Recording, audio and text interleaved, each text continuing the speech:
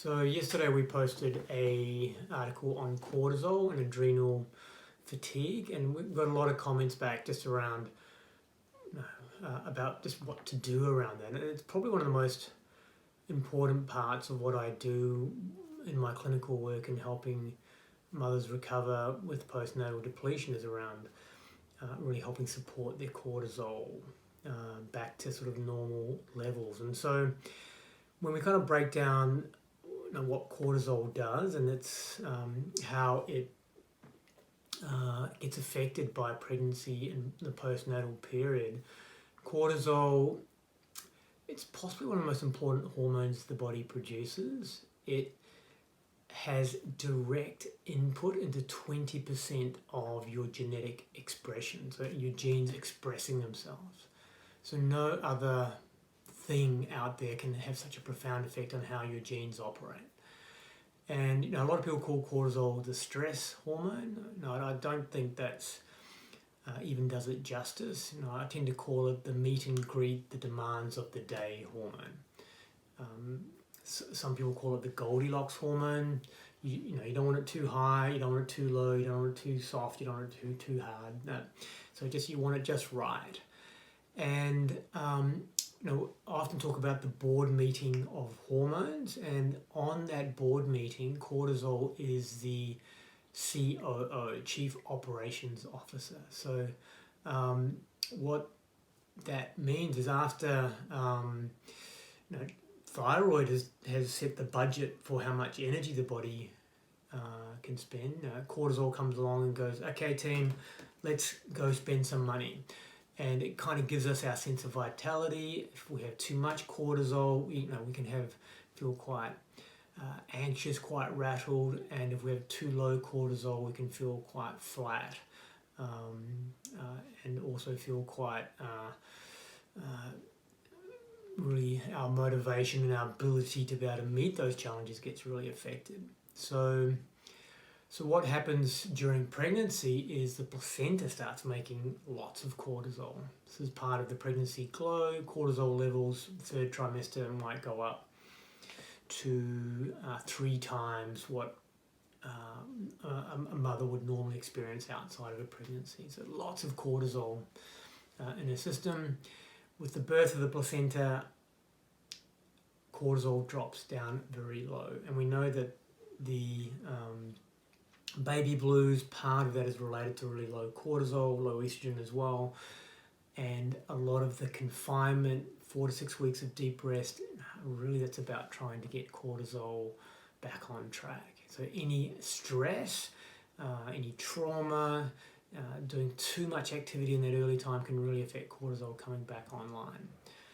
And if I'm seeing someone in my clinic and they've got low cortisol, which I'll usually measure through either urine testing or saliva testing. Blood tests, it's okay, but it's not a great marker.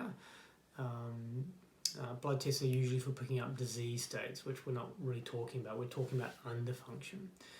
And when we're talking about adrenal fatigue, it's not correctly what's kind of going on. It should be called adrenal underfunction or hypofunction, because the adrenals aren't actually damaged when your body's producing low levels of cortisol. So it's a really important thing to understand. Adrenals are just ignoring the signal from the brain to do more. So you can just imagine that board meeting, your chief operations officer isn't even turning up to work, and everyone else is kind of then deciding, what do we do? And there can be a whole variety of responses from the rest of the hormones. So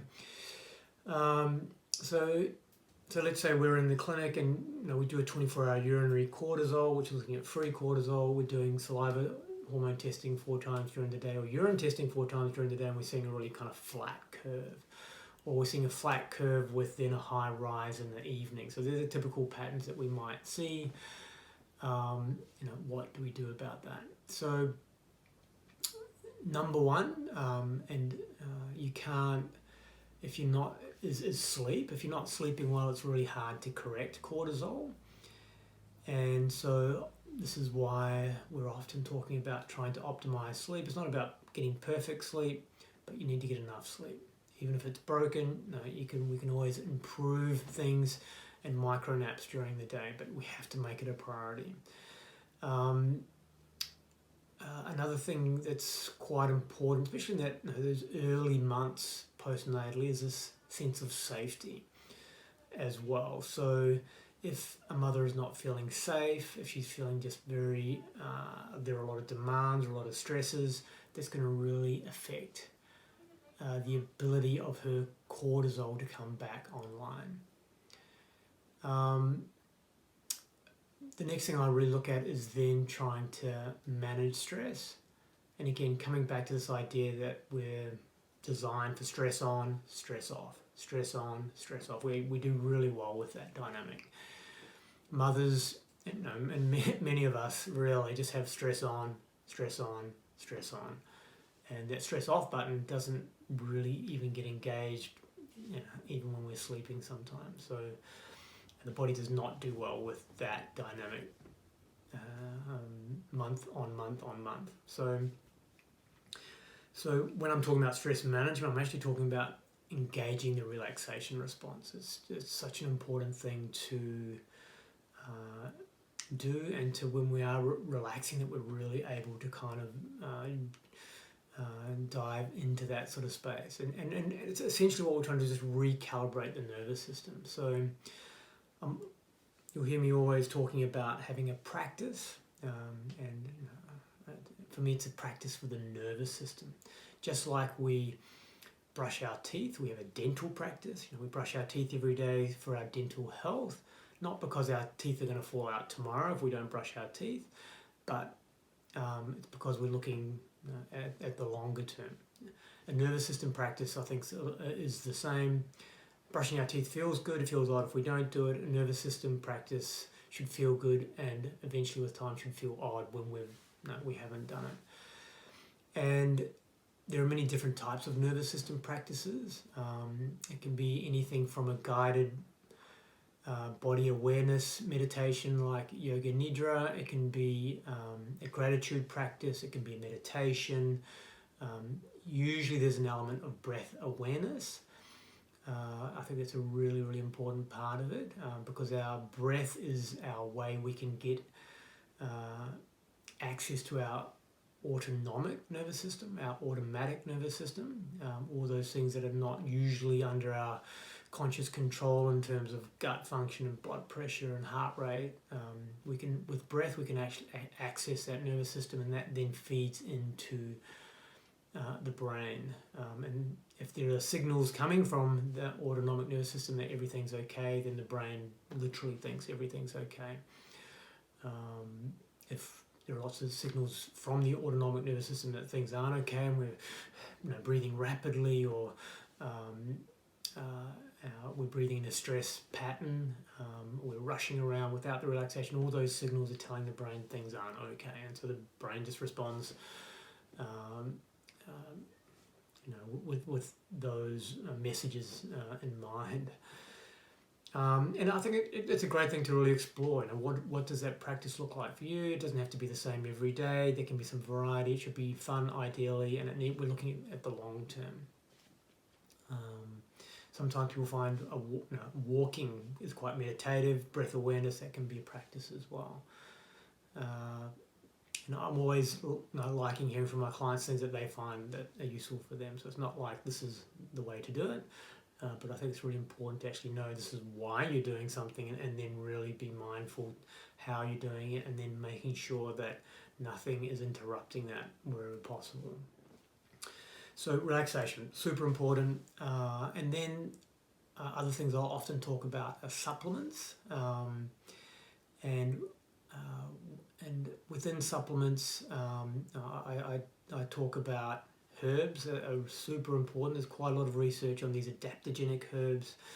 I'm not a herbalist. I've certainly read a lot about herbs, and I'll prescribe herbs with the herbalists and naturopaths that I work with, and they're very powerful, and you can get benefits quite quickly. So we really have to sort of mix the herbs for you.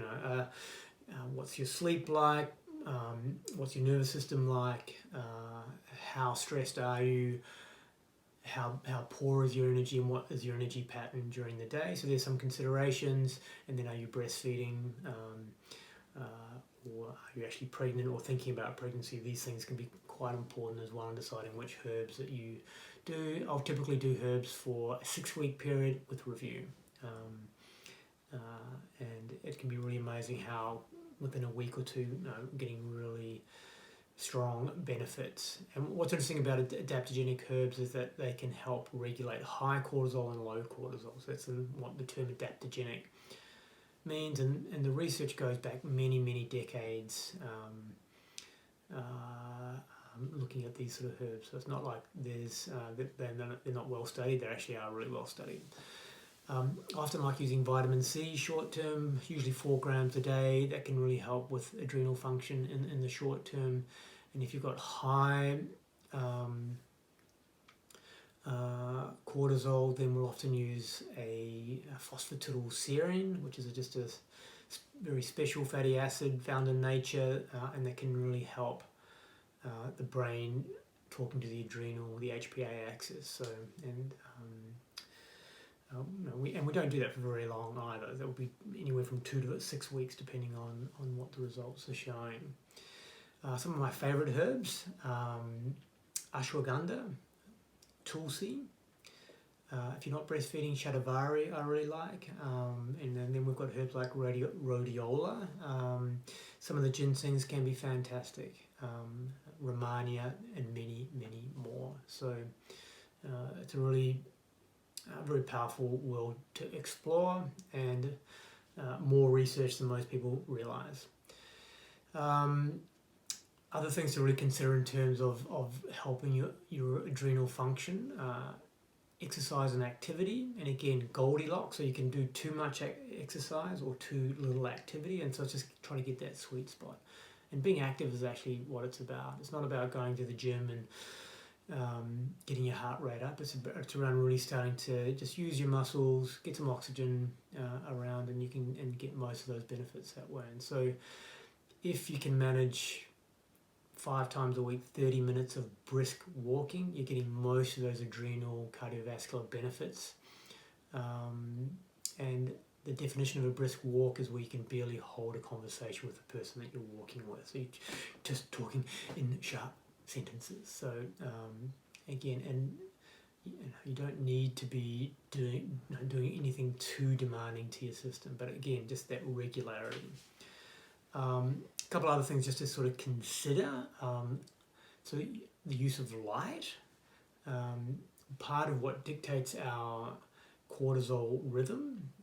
So what should be happening, cortisol going really high first thing in the morning, dipping sort of mid-afternoon, we get a second rise late afternoon, and then going down to allow us to sleep, and then melatonin kind of then takes over for the night time. So, and one of the signals that we have is light. Light through the eye talks to something called the suprachiasmatic nucleus, and then that talks to the pineal gland. Then the pineal gland just sends out messages to the rest of the brain about, is it daytime or nighttime?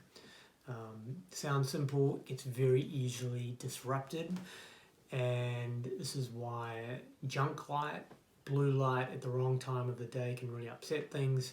If you have a lot of light that's coming into your bedroom, that can really affect things. And if you have the wrong kind of light first thing in the morning, so the ideal light first thing in the morning is actually full spectrum light, so either literally the sun, so and full spectrum won't travel through glass, so you actually do need to open your window or go outside to get that 10 to 15 minutes. You don't need to be looking at the sun, but the sun needs to be looking at you. And that can do a lot of helping just with the signaling, because we want to get that cortisol nice and high in the morning. And if you don't get your cortisol particularly high, then it can make it really hard to sleep as well at night time. And then you stay in what I call the twilight zone, that your cortisol is not particularly high, your melatonin is not particularly high, you're not fully awake, you're not fully asleep. Mothers know the space only too well, unfortunately. And the other thing I will talk about sometimes, not super well researched, but the research that is there is very interesting, and this is the idea of earthing, and that's our secondary signal that we get about daytime, nighttime, is just being in contact with the Earth's electrical field and getting enough electrons from the Earth's electrical field. And the studies that I've seen, small in number, but they certainly show that we have a more healthy cortisol response when we do that for 30 minutes a day. So, and a good excuse to go outside, put your feet on the grass or walk on the beach. And it's using those nice times and spaces as medicine. So it's a big topic. It's a really important one for mothers, and it's something that I talk a lot about in my book. And hopefully just today's talk has really helped just dig into a few of those topics.